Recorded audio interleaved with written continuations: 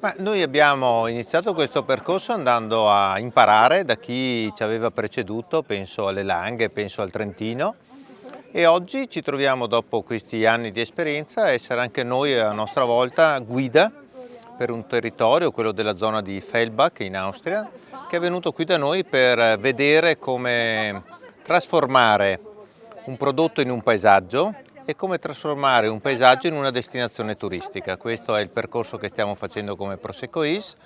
Abbiamo raccontato loro quanto sia vincente il parlarsi tra realtà diverse, di ambiti diversi, tra pubblico e privato, tra alberghi, ristoranti, agenzie, operatori dei vari servizi, noleggi di biciclette, cantine. Sembrano dimensioni completamente diverse, ma solo insieme, confrontandosi insieme, unendo i servizi, si fa ciò che chiede il turista.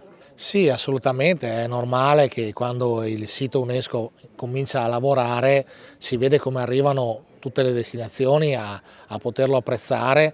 Oggi arriverà sempre di più il turista internazionale, prima del Covid avevamo quasi il 50% di internazionale, io sono convinto che nei prossimi anni si andrà verso il 60, 65, 70% di internazionale.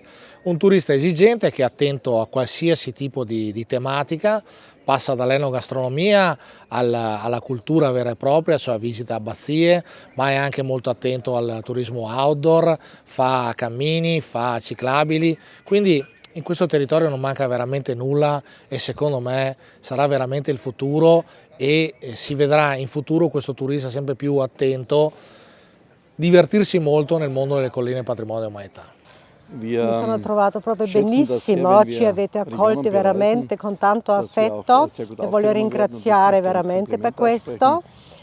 Voglio anche farvi i complimenti per questa bellissima regione e anche che siete diventato parte dell'UNESCO. Questo è veramente un grande compito anche per il futuro.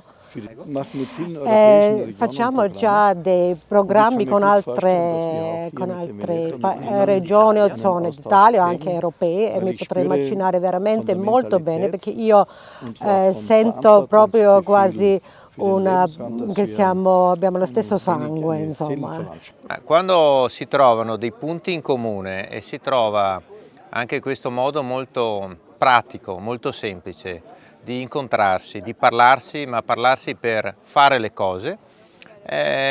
Intanto che ci siamo conosciuti avevamo già scritto la prima pagina di questo gemellaggio e quindi è un buon inizio.